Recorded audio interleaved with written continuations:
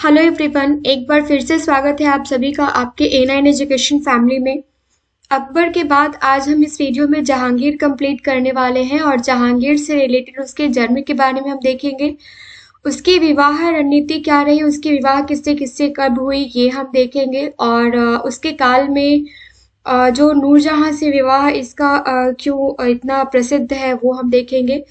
फिर जहांगीर के द्वारा किए गए कार्य और खुसरो का विद्रोह हमने इस वीडियो में बात करनी है और दक्षिण के विजय के बारे में हमें बात करनी है। फिर हम बात करेंगे अस्पा प्रथा के बारे में जो जहांगीर के द्वारा चलाई गई दुई अस्पा दो अस्पा जिसके नाम से आप जानते हैं। सिंह अस्पा ये क्या है वो हम देखेंगे। जहांगीर के टाइम के जो चित्रकार थे और किसने किसकी रचना की, जहांगीर द्वारा बनाई गई जो इमारतें थी उसको और जो उसने जहांगीर ने अपनी जीवनी लिखी और उसकी मृत्यु कैसे हुई, ये सारे वीडियोस में आज हम कंप्लीट करेंगे सारे के सारे टॉपिक्स।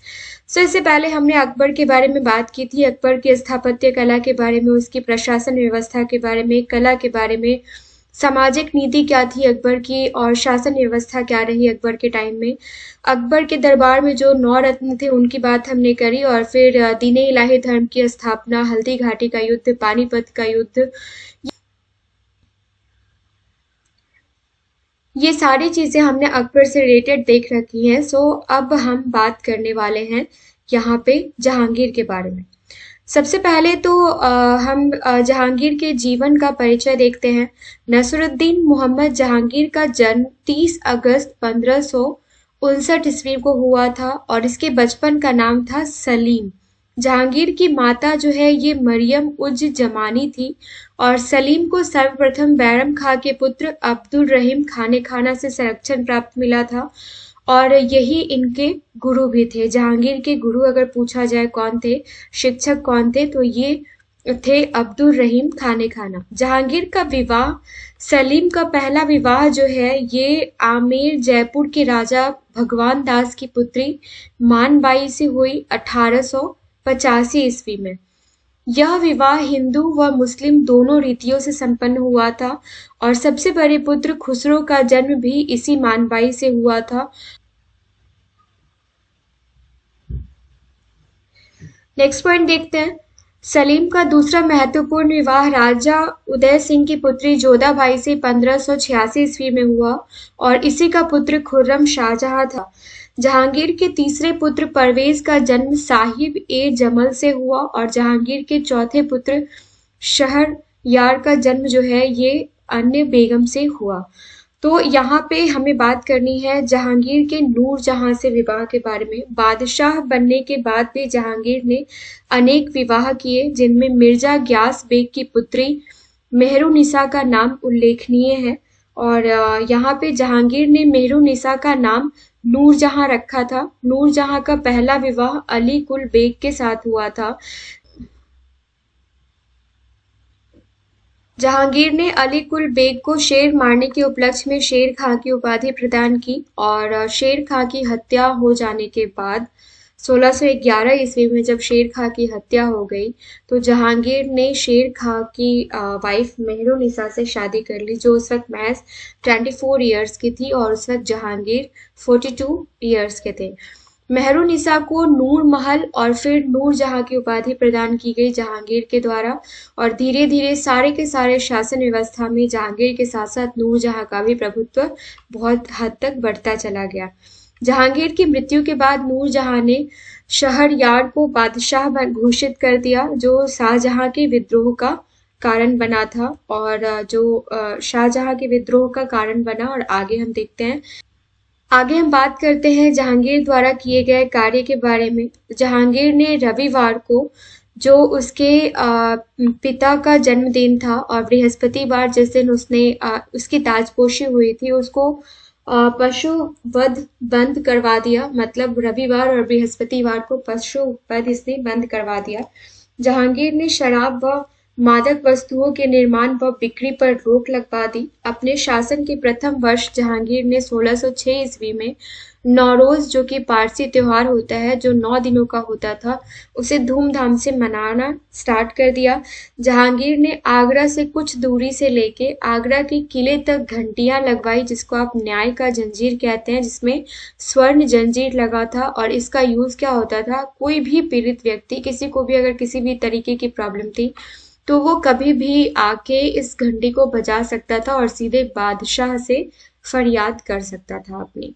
ठीक है, तो इसके लिए जहांगीर फेमस हुआ। और जहांगीर अपनी न्यायिक व्यवस्था के लिए, अपने न्यायिक सुधार के लिए, न्यायिक नेचर के लिए काफी जाना जाता था। खुसरो का विद्रोह देख लेते हैं, जहां से क्वेश्चंस बनते हैं। जहांगीर का सबसे बड़ा पुत्र जो है ये खुसरो था, जिसने विद्रोह कर दिया। और खुसरो आगरा के किले से भाग गया। भागकर वो सिख गुरु अर्जुन सिंह ने खुसरो को आर्थिक मदद दी। भागकर वो सिख गुरु अर्जुन सिंह के शरण में गया, जहां उन्होंने उसको आशीर्वाद भी दिया और उसकी आर्थिक मदद भी की। लेकिन 1622 ईस्वी में खुर्रम ने खुसरो की हत्या कर दी और जहांगीर ने सिख गुरु अर्जुन सिंह को मरवा डाला। इनकी हत्या के बाद, इनको दिए गए इस दंड के बाद सिख व मुगलों में कटुता उत्पन्न हो गई। और आगे हम देखते हैं कांगड़ा विजय। कांगड़ा विजय को खुर्रम ने स्थापित किया। कांगड़ा विजय जो है, कांगड़ा की जीत जो है ये खुर्रम के अकाउंट में रहा। और जहांगीर के काल में सबसे पहले अगर कोई आया तो वो पुर्तगाली आए। और ये आपसे पूछा जाता है कि सबसे पहले जहांगीर के शासन काल में कौन आए थे भारत, तो पुर्तगाली आए थे। दक्षिण पे विजय की बात करते हैं तो जहांगीर के समय दक्षिण में अहमदनगर मुगलों के दक्षिण विजय में बाधा उत्पन्न कर रहा था। और यहाँ का सेनापति अहमदनगर को पूरी तरीके से और भी ज्यादा विकसित करने के लिए काफी प्रयासरत था।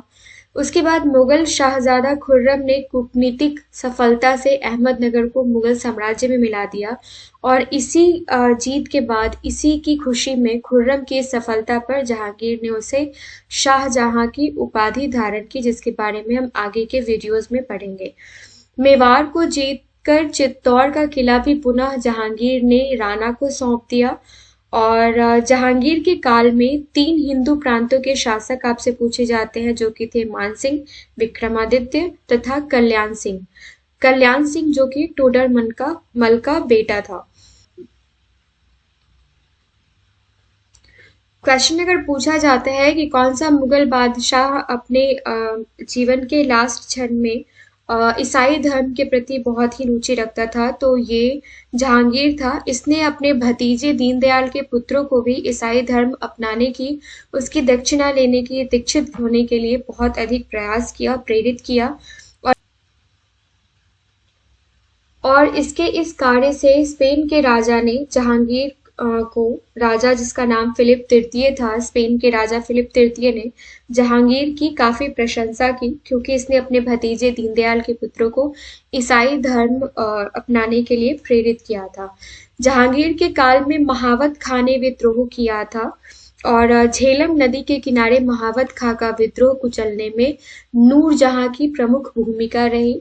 अब नूरजहां की माता के बारे में पूछा जाता है। वैसे तो नूरजहां का जो भी स्टेप्स होता था उनमें उनका संरक्षण करती थी, उनमें अगर आप बैक माइंड बोल सकते हैं तो उनकी माँ का ही था, माता अस्मत बेगम का ही था।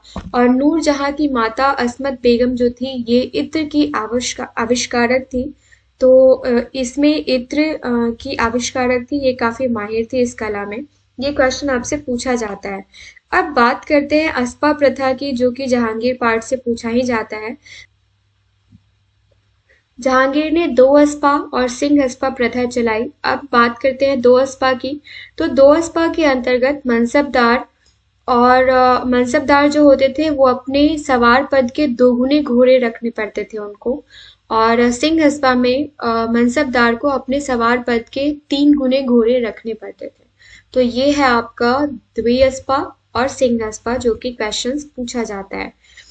जहांगीर के काल के चित्रकार कौन कौन थे, तो काफी सारे चित्रकार इसके शासन व्यवस्था में रहे, इसके दरबार में रहे। लेकिन कुछ महत्वपूर्ण नाम आपको याद होने चाहिए। जहांगीर के दरबार में उस्ताद मंसूर एवं अबुल हसन जो है ये महत्वपूर्ण चित्रकार थे। और जहांगीर ने उस्ताद मंसूर को नादिर उल असर तथा अबुल हसन को नादिरुज्जमा की उपाधि प्रदान की थी। तो किसको कौन सी उपाधि दी गई थी और किसके द्वारा दी गई थी, क्यों दी गई थी, ये काफी इंपॉर्टेंट हो जाता है हमारे लिए। मिडिवल हिस्ट्री में इस टाइप के क्वेश्चंस काफी पूछे जाते हैं। सो हमें याद रखना है कि जहांगीर के दरबार में उस्ताद मंसूर एवं अबुल हसन जो है ये महत्वपूर्ण चित्रकार थे, और जहांगीर ने उस्ताद मंसूर को नादिर उल असर और अबुल हसन को नादिरुज्जमा की उपाधि प्रदान की थी। जहांगीर ने अपनी आत्मकथा लिखी जो कि फारसी भाषा में थी, और जहांगीर ने जो अपनी आत्मकथा लिखी उसका नाम क्या था, तो ये था तुजुक ए जहांगीरी। ओके, तुजुक ए बाबरी किसने लिखी थी, ये आप मुझे कमेंट सेक्शन में बताइए। जहांगीर द्वारा बनाई गई इमारतें जो है वो जहांगीर ने सिकंदरा में अकबर का मकबरा और लाहौर की मस्जिद का निर्माण करवाया। साहित्यकार मोतमिद खां ने इकबाल नामाए जहांगीरी की रचना की। तो अगर पूछा जाए कि इकबाल नामाए जहांगीरी की रचना किसने की, तो ये की साहित्यकार मोतमिद खां ने। जहांगीर फारसी व तुर्की भाषा का जानकार था। तो अगर पूछा जाता है कि जहांगीर को कौन कौन सी भाषा की जानकारी थी, तो फारसी और तुर्की भाषा का जानकार था। और इसकी मृत्यु 1627 ईस्वी में जहांगीर की मृत्यु हो गई। उसे लाहौर के निकट शहादरा में दफनाकर और यहीं पर उसकी समाधि बनाई गई। सो हमने बात करी इस वीडियो में जहांगीर के द्वारा किए गए कार्य की, उसके काल में जो चित्रकार थे उन लोगों को इसने कौन सी उपाधि से नवाजा। अस्पा प्रथा जो थी, द्वि अस्पा और सिंह अस्पा, ये क्या है, जो कि क्वेश्चंस पूछा जाता है। नूरजहां की भूमिका के बारे में हमने बात करी, नूरजहां से विवाह के बारे में, दक्षिण पे विजय के बारे में, खुर्रम के बारे में हमने बात करी, और कांगड़ा विजय जहांगीर के काल में सबसे पहले कौन आया था इसके बारे में हमने देखा। दक्षिण पे विजय देखने के बाद खुसरो का विद्रोह, ये सब चीजें हमने कंप्लीट करवाई, और इसका न्यायिक प्रशासन कैसा था वो हमने बात करी। आई होप इस वीडियो में सारे के सारे इंपॉर्टेंट पॉइंट्स मैंने क्लियर किए हो। कुछ भी इंपॉर्टेंट पॉइंट्स रह गया हो या फिर कोई भी कमी इस वीडियो में नजर आती है तो मुझे कमेंट सेक्शन में कमेंट करके जरूर बताइए। मिलते हैं नेक्स्ट वीडियो में। K9 एजुकेशन फैमिली से बने रहने के लिए बहुत बहुत धन्यवाद।